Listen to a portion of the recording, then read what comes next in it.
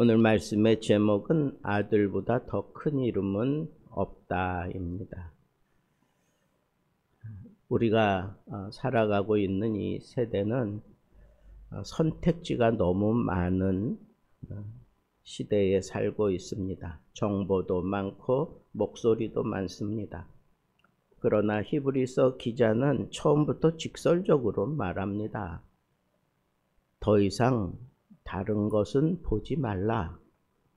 하나님이 마지막으로 하신 말씀은 아들이다. 그리고 오늘 본문 1장 4절부터 14절은 그 아들이 누구인지를 밝히면서 천사보다 뛰어난 하나님의 아들이다라고 얘기를 하고 있습니다. 왜 천사와 그리스도를 비교하는 걸까요? 초기 유대 기독교인들은 천사를 하나님의 메시지를 전달하는 위대한 중개자로 생각을 했습니다.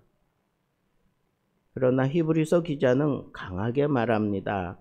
아들은 천사보다 훨씬 뛰어난 분이다.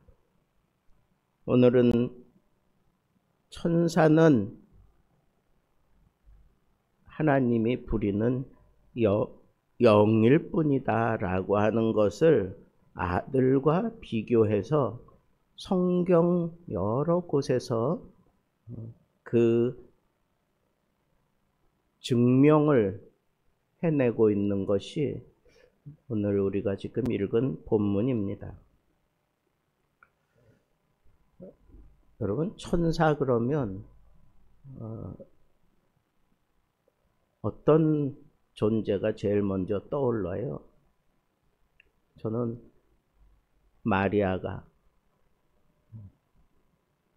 아이를 잉태할 때, 그리고 그 남편 요셉에게 성령으로 잉태했다고 그 하나님의 메시지를 전했던 그 천사가 떠오르고, 또 어떤 천사가 떠오릅니까? 구약 시대에도 천사들이 떠올라요. 가끔 인자 같으니 뭐 이런 표현도 하고, 하나님의 천사들이 위기 가운데에서 그 롯과 그 가족들을 막 재촉해서 끌어냈던 그런 천사도,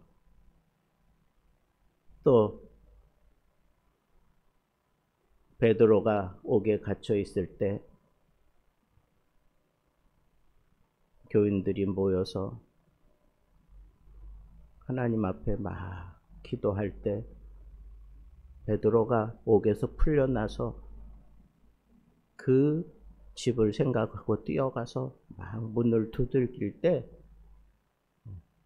로데라는 한 여종이 가서 목소리를 알아듣고는 문도 안 열어주고 쫓아 들어갑니다. 얼마나 감격스러우면 그랬겠습니까? 그랬는데 그 얘기를 들은 그 안에 있는 모든 성도들은 뭐라 그래요? 네가 천사를 만났나 보구나. 그러면서 얘기를 무시합니다. 그래도 막 두들기니까 가서 문을 열고 베드로를 맞이하는 그런 장면도 있습니다. 그런데 여러분, 이 천사가 이렇게 하나님의 뜻을 이루는 데 있어서 신비로운 일들을 감당할 때 이렇게 하나님이 보내신 그런 책임을 다하느라고 사람들에게 아주 좋게 각인이 되어 있단 말입니다. 그래서 사람들이 천사를 숭배하려고 그런 마음까지 갖고 있는 것이 그 당시 로마의 핍박을 받고 있는 그 크리스찬들에게는 특별한 이적이 필요하고 특별한 하나님의 도우심이 가시적으로 나타나는 것을 원하기 때문에 다들 은근히 그런 마음들을 지니고 있었다고 우리가 생각할 수 있습니다. 그런데 이 히브리서는 예수 그리스도가 온전한 하나님의 아들이다 라고 하는 것, 그의 이 대제사장적인 그런 사역을 완전하게 이루었다고 하는 것을 드러내는 것이, 그게 히브리서의 목적이란 말입니다. 그렇기 때문에 그의 자리를 감히 다른 사람들이 차지하지 못하게 하려고 아예 초두부터 이 세상에 가장 뛰어난 이름을 바로 소개하고 있는 겁니다.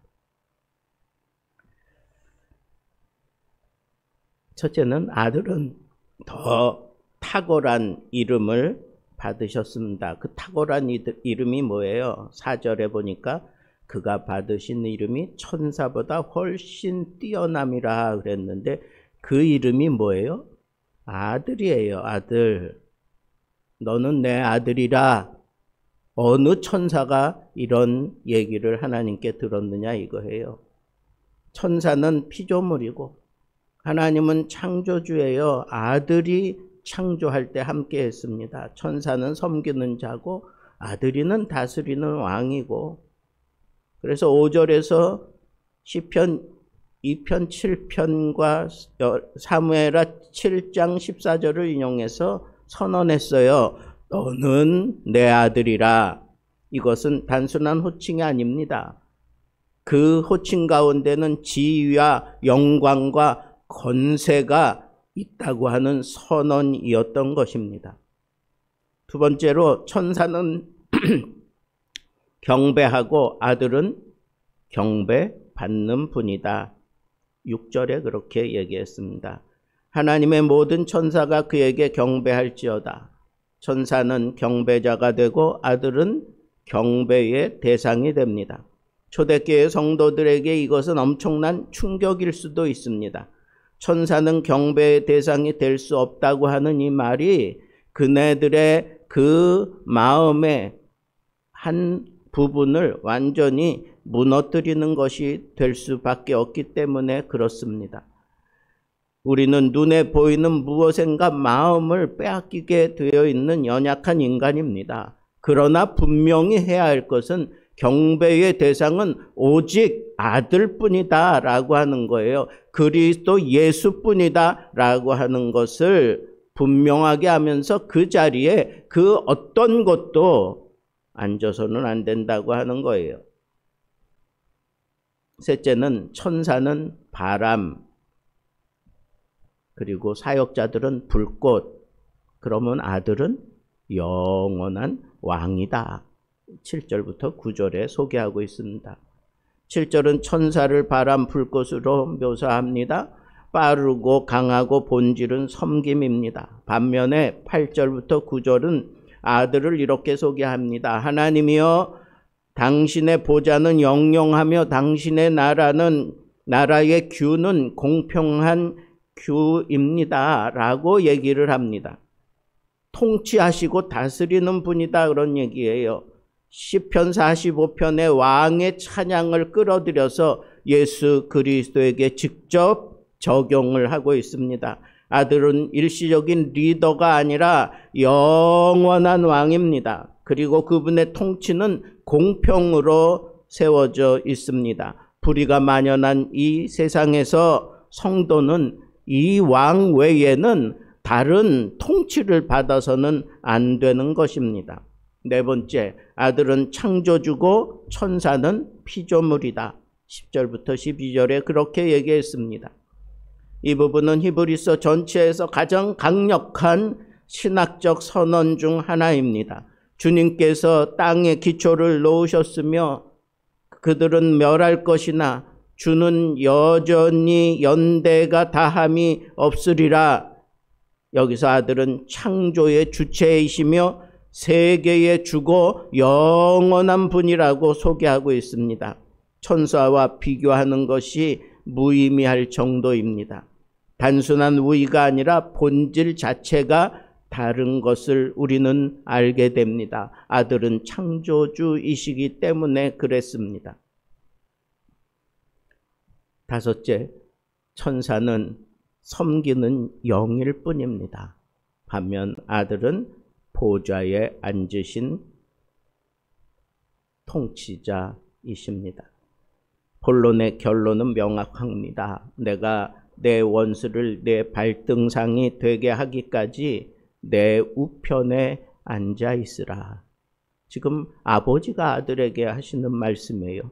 하나님이 그 아들 예수 그리스도에게 하신 말씀입니다. 아들은 하나님 우편에 앉아 계십니다. 어제도 제가 잠시 소개한 것처럼 하나님 보좌 우편에 앉으셨다라고 하는 것은 그의 모든 사역, 아들로서 해야 할 사역을 완전하게 이루시고 보좌에 앉으셨다라고 하는 겁니다. 구약 전체에서 하나님과 동등한 통치권을 의미하기도 합니다. 반면 천사는 어떻습니까? 구원받은 상속자들을 위하여 섬기라고 보냄을 받은 존재라고 분명하게 얘기합니다. 천사, 그 이름의 뜻 자체도 파송되어 섬긴다라고 하는 것이 첫 번째 의미입니다. 아들은 아버지와 함께 보좌에 앉아 통치하시는 주입니다. 더 이상 어떻게 천사와 그리스도를 비교할 수 있겠습니까? 그렇다면 오늘날 우리들의 이 시대는 천사 우상은 없을까요? 여러분들은 막연하게 어떤 대상을 마음에 품고 성공하기를 원하며 혹은 나를 성공시켰던 그 어떤 대상을 마음속에 천사로 생각하지는 않습니까? 나를 편안하게 하고 안전하게 하는 존재가 천사라고 생각하고 있지는 않습니까? 돈과 미래의 보장을 이끌어주는 존재가 천사라고 생각하지는 않습니까? SNS의 인정 욕구나 내 경험, 내 기분, 내 판단을 따라 이건 천사가 나에게 주는 거야. 이런 생각들을 그냥 안 믿는 사람들 속에 이런 얘기들이 얼마나 지금 퍼져 있는지 모릅니다. 그게 기독교를 지지해 주는 것처럼 그렇게 보이지만 그게 우상이란 말입니다. 이 시대의 천사는 우리 마음속에서 아들의 자리를 차지하는 그 모든 것들이라고 보면 됩니다. 내 마음의 보좌에 누가 앉아 있는가? 성경은 분명하게 구분합니다. 그 보좌는 아들의 것이다. 그렇다면 우리는 아들 예수를 다시 높여드려야 합니다. 다시 높여드려야 합니다. 히브리서 1장은 성도들에게 이렇게 외칩니다. 다시 중심을 세우라. 다시 그 아들을 바라보라. 다시 그 영원한 왕 예수 앞에 무릎을 꿇어라. 흔들리는 세대일수록 흔들리지 않는 아들을 붙들어야 삽니다. 여러분 삶의 보좌에 예수 그리스도만이 높이 들리기를 축복합니다. 천사보다 뛰어나신 아들, 영원한 왕, 창조주이신 주님의 통치 아래서 흔들리지 않는 믿음을 굳게 붙들고 오직 믿음으로 아들을 향한 경배를 하며 천성을 향하여 갈 수 있는 참다운 믿음의 사람들 되기를 우리 주님의 이름으로 축복합니다.